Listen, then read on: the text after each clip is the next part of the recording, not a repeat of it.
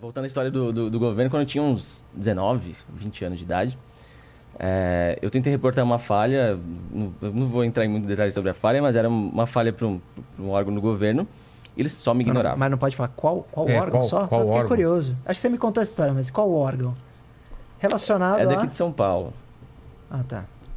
Não pode falar? Eu prefiro não, porque foi uma encheção de saco na minha vida que eu prefiro não dar margem para ficarem... Eu vou te falar por que foi encheção de saco. Eu fui lá e eu estava estudando uma tecnologia que era usada por esse órgão e estava tendo falha disso no mundo inteiro. E falei, pô, os caras daqui, será que eles fizeram algo diferente? E achei uma matéria deles na mídia falando, não, aqui não tem esse problema porque a gente fez tal e tal coisa diferente. Falei, porra, da hora, tipo, deixa eu ver. E aí fui ver. Não tinham feito? Não tinha. Tinha até uma pequena mudadinha ali para não falar que não tinha nada, mas dava para explorar ainda um problema bem sério. Tentei reportar, mandei e-mail lá para vários e-mails desse órgão, ninguém me respondeu. E aí eu falei com um cara do Estadão, que era amigo meu na época, e ele falou, cara, eu posso tentar pedir um comentário para a assessoria de imprensa, né, que pelo menos eles vão ter que responder alguma coisa pra gente. Eles vão te receber pelo menos, porque até então não tinha nenhuma mínima resposta. Falei, pô, legal. É uma resposta padrão. Nada, ignorado. E assim, não era que eu tô falando, tipo, contrata meu serviço. Não, eu queria, tipo, oi, eu tenho uma pesquisa, tenho uma vulnerabilidade, queria saber o melhor jeito de eu reportar para vocês o que eu entendi aqui de problema.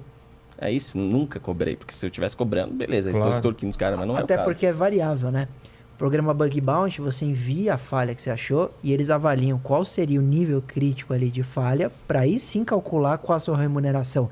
Não é que o hacker, ao encontrar a falha, ele dá o preço. Ó, sua falha é muito grande, eu quero tanto. Isso quando existe um programa de Bug Bounty, né? Então, por isso que eu tava falando que é mais fácil eu reportar pro governo americano. Porque o governo americano tem um programa oficial de que se você tem uma falha, você sabe para onde enviar, eles te dão todo o feedback do tratamento e você é recompensado. Não só ganha dinheiro... Que aí você vai melhorando automaticamente o... Exato. Pelo mundo inteiro te testando. Você é um dos melhores sistemas de segurança. E você não só ganha dinheiro, como ele deixa você comentar dessa falha em palestras para que todo mundo aprenda em cima disso. Vira um currículo para você, é muito legal. Todo mundo ganha, né? Não, e a gente tá falando de remuneração de 20, 30 mil dólares. Com o dólar a 6, mais de 100 mil reais por encontrar uma falha. Então esse foi um movimento que tornou mais amigável a relação... Bug Bounty? Chama Bug Bounty. Tipo, são programas de recompensa. Mas voltando ao caso aqui lá, no Brasil é programa de recompensa, né? Isso, um programa de recompensa. Por que a história do bug... De bug de sistema. Então, mas é por causa do inseto mesmo que entrou no... Pior que eu fiquei sabendo disso recentemente também. Falei, sério que a gente fala bug? Porque realmente entravam uns insetos naqueles computadores do tamanho de que era uma sala, né? Eu falei, não, nem a pau, que essa é a origem do termo. Pior que pelo visto mas voltando à história lá do meu report, né? E aí, eu mandei esse e-mail, nada e tal. O Estadão foi em cima, pediu comentário. Aí os caras responderam. Aí eles perguntaram, posso ter seu escritório para ver a falha? Eu falei, por favor. Foram lá uns caras lá, mexeram no meu software que eu tinha Homem de preto, né? Os caras tipo com óculos escuro, com aquele negócio. A luz. Você vai apagando sua memória. Não, mas sabe o que eu achei bizarro? Que os caras chegaram metendo muito louco assim de, eu trabalho 15 anos com isso aí, isso não existe, que você tá tipo, gastando nosso tempo. Eu falei, mano... Veja, né? Vem aqui. Aí ele viu lá e falou, nossa... Mas isso aí você não pode contar pra ninguém, né? Eu falei, eu tô tentando reportar essa porra. Justamente por isso. Dava pra fazer um estrago grande? Cara, dava. É um assunto bem delicado pro município. Aí, beleza. Aí o diretor desse órgão me ligou, me chamou pra uma reunião, um diretor de tecnologia. E eu, com 19 anos, fui lá. O cara fechou a porta da sala e começou a me interrogar, assim, tipo, agressivar pra cima de mim, perguntando de qual partido que eu era. Ô, louco! Eu falei, tipo, sério, eu achei que eu finalmente fosse poder mostrar o meu papelzinho aqui, a minha pesquisinha de boa, não tô cobrando nada de ninguém. O cara, não, de que partido você é? Não, então seu pai deve ser de algum partido. Eu falei, puta, cara, que saco. E ficou nisso, nessa reunião. Engraçado que nessa reunião eu dei meu cartãozinho de visita lá na época da empresa que eu tinha. E beleza, isso ficou na mão desse cara. Que é aquele do Round 6, né? Podia ser, né? Seria incrível. É o que eu gostaria. Pensou? O cartão do pato tem. Rapaz. Aí, cara, eles acabaram dando um retorno pra esse jornalista que foi muito mal comentado. Eles falaram um bagulho bizarro que acabou tornando a notícia muito maior do que ela já era inicialmente, e isso acabou indo pra capa do Estadão. E aí o Estadão publicou sobre essa falha. O Ministério Público entrou, falou, não, a gente precisa dar um esclarecimento para a população, isso aqui se remete à verba pública e tal, então entrou o Patrimônio Público e instaurou um inquérito. Eu fui chamado lá e tal, conversei direto com o promotor, me deu um puta de um susto. Eu não manjo porra nenhuma nessa parte jurídica. Cheguei lá, sentei lá, na sala do cara, tava esperando, entra o promotor atrás de mim. Sem advogado? Eu fui sozinho. Tá vendo? Tá vendo? Vai me conhecer depois. Fui conhecer depois, Pô, você perdeu a minha época mais emocionante. Você mais precisaria Agora de eu só te trago uns BO mais sem graça. Aquela época da emoção, você acabou perdendo. O cara chegou na sala do promotor assim e falou... Esse aí é o menino que a gente vai prender? Eu vou virar e falar... quê? Mano, eu tomei um susto, eu tô zoando, sei lá o quê. Tá, falei, Zoeira, meu. filho da puta, mano. Mas aí trocamos ideia, ele super entendeu meu papel como pesquisador, que eu tava tentando reportar as coisas e tudo mais. Aí ele marcou uma audiência lá comigo e com o pessoal desse órgão, que eles foram, sei lá, 4 advogados e tal. E o Pato sem E ninguém. eu de novo sozinho. Isso é um erro. Isso é um erro da grave. sociedade, viu, É. Vila? Não é só sobre hacking. Tem que ir com alguém. Mas sabe por quê? Porque a sociedade acha que vai custar a casa inteira deles Mas e a- acompanhado, E tá às ligado?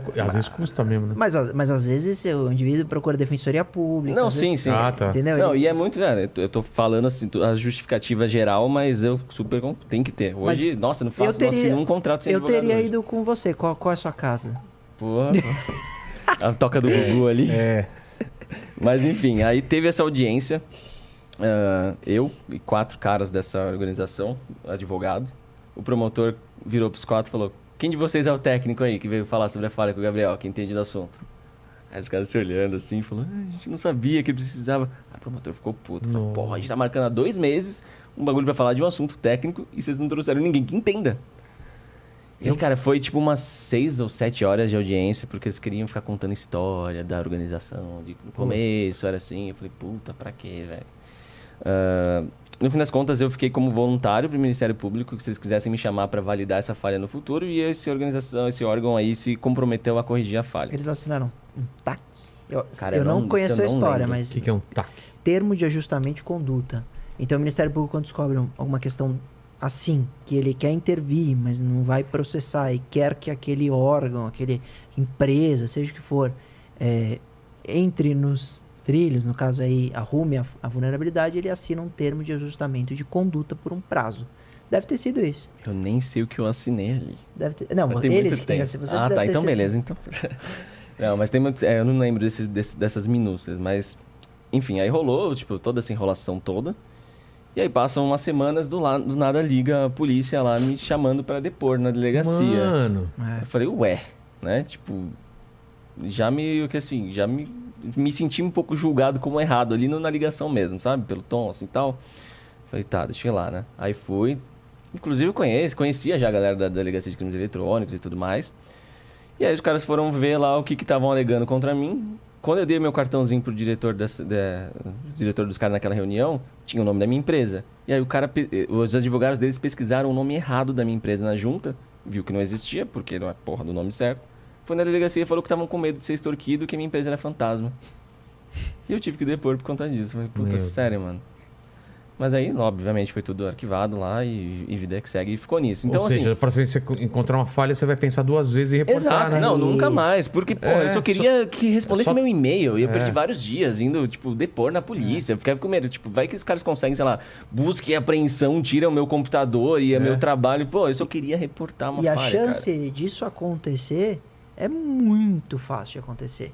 Porque se há um empenho da parte que está acusando ou provocando a investigação e muda-se os fatos, né? Fala, não, ele é hacker conhecido, já invadiu tal coisa, tal, e monta uma história, para ele sofrer uma busca e apreensão, Cara.